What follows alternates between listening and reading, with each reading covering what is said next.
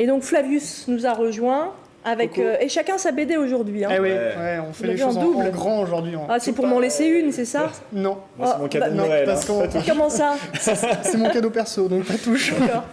Bon, je le retiens. Non, mais- Alors, vous, c'est quoi cette BD? Alors, quoi Ah, donc vas-y, qu'est-ce?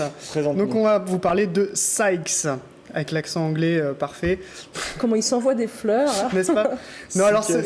c'est sorti sur la collection signée des éditions Le Lombard. La particularité de cette collection, c'est que ce sont souvent des one-shots, donc c'est une histoire, une BD. Et là, donc, c'est Dubois et Armand qui se sont réunis pour livrer une BD western, assez classique dans la forme, mais parfaitement maîtrisée et, mine de rien, assez jouissive. Ouais. Donc, on suit donc Sykes, Sentence Sykes, qui est un marshal et qui poursuit un gang dans le Grand Ouest américain. Et dans le sillage de désolation de ce gang, il va rencontrer des personnages qui vont créer l'histoire. Et donc petit à petit, on va voir les péripéties de tout ce beau monde.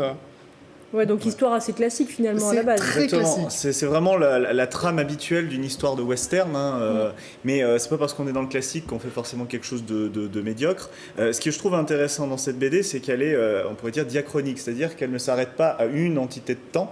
On va voir l'histoire se développer et ça va boucler ensuite sur quelque chose qui se passe dans un avenir plus lointain. Et donc évidemment, la société a changé, les personnages également, on les voit vieillir et d'autres grandir. Et du coup, ça crée vraiment une totalité. C'est pour ça qu'en termes de one-shot, c'est intéressant, c'est que l'histoire se termine et en même temps, elle donne des enjeux lointains qui, eux, se réalisent. Donc ça, je trouvais ça vraiment intéressant. On voit notamment progresser à travers la BD le contrôle de l'État américain petit à petit sur le Grand Ouest sauvage. On voit arriver les chemins de fer. Les personnages commencent à évoquer que c'est le bon vieux temps, quoi. Maintenant, on sent qu'il y a des nouveautés, qui commencent à être un peu anachroniques dans Puis, cette époque. Les petits voyous qui avaient leur colt à la ceinture, ils commencent à bien faire et on veut les dégager le plus vite possible pour C'est ça. civiliser tout ça. En gardant les colts quand même à la ceinture. Bien sûr. C'est ça. Bien sûr. NRA. Si Voilà. tu nous entends. Alors, chose intéressante, donc les personnages qui sont utilisés dans cette histoire, ils font beaucoup penser à des personnages de Sergio Leone, hein, parce que c'est les personnages extrêmement charismatiques, mais sombres. Ils ont tous des blessures enfouies qu'on découvre au fur et à mesure de la BD.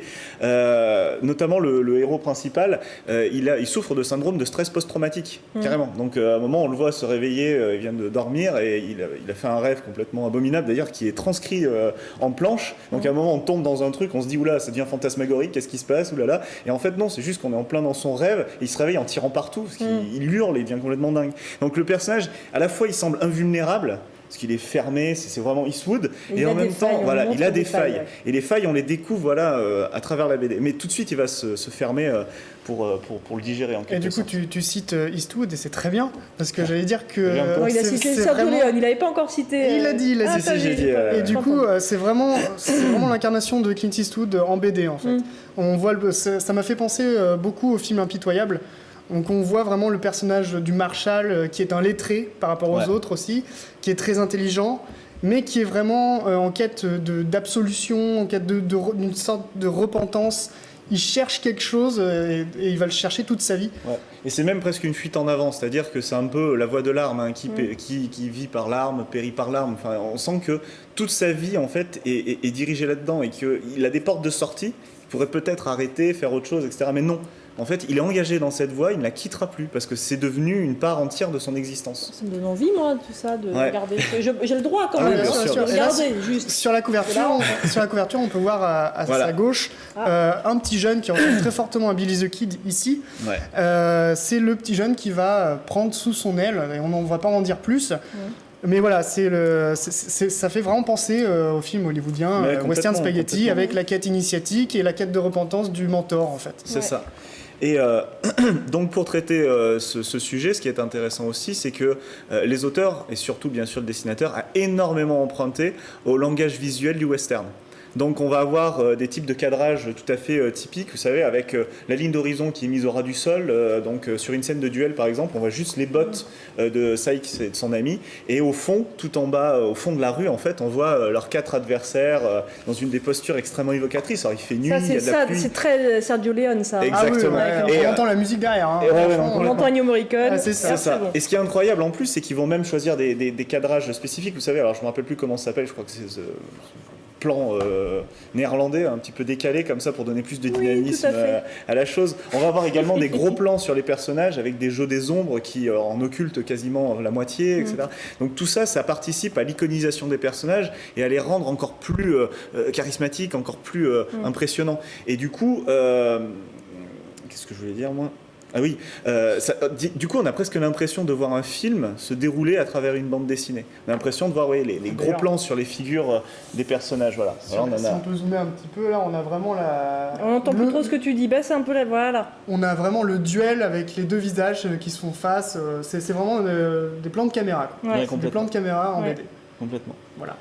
Et tout en restant extrêmement classique dans le déroulé. Ça, c'est... Et dans le dessin aussi, finalement, Ouais. c'est quand même assez classique. Mais Mais bien- c'est très bien détaillé, fichu. c'est très Ouais. détaillé. Voilà. Il y a certains plans qui sont à tomber par terre. Hein, quand même. Ouais, donc c'est pour Comme montrer, souvent. pour dire encore une fois, d'enfoncer le clou, que c'est pas forcément en cherchant une sorte d'originalité artificielle qu'on fait des bonnes choses. On peut faire Parfois, du classique et du... Voilà, Exactement. dans les vieux pots, on fait encore les bonnes confitures. Donc ça, c'est du solide, c'est du très bon. Et franchement, on recommande chaudement. Oh, Ah, ils l'ont Ah, ça, c'est trouvé, parfait. Ennio Morricone. Et on le voit aussi au cinéma, on retourne vers un western assez classique avec le dernier Tarantino. On avait vu aussi avec The Salvation. The Salvation, ouais. On retourne vers ça, on retourne aux Et sources en fait. On retrouve, mais le western revient un petit peu, on le sent à travers même des choses qui pourtant ne s'en revendiquent pas directement, mais qui en ont pompé l'atmosphère. Parce que les films d'Ennio Tarantino, Morricone, oui, voilà. par exemple, effectivement. Complètement. Il a d'ailleurs collaboré avec Ennio Morricone. Exactement, complètement. pour le dernier. Ouais. Et, C'est oui. symptomatique. Et en fait, ils ont créé des choses à cette époque-là qui se retrouvent dans énormément de productions culturelles plus contemporaines. Mais ça participe totalement de notre paysage culturel actuel. C'est pour ça qu'en lisant même une BD comme ça, si on n'y fait pas gaffe, on les remarque pas, parce que pour nous, ça semble aller de soi. Eh ben merci beaucoup pour toutes ces infos qui De nous rien. ont vraiment donné envie de lire cette BD faut la Sykes lire. qu'on Sykes. trouve dans les bonnes librairies et notamment chez Page et Plume. Page et Plume, bien sûr. Et ben on continue à parler BD.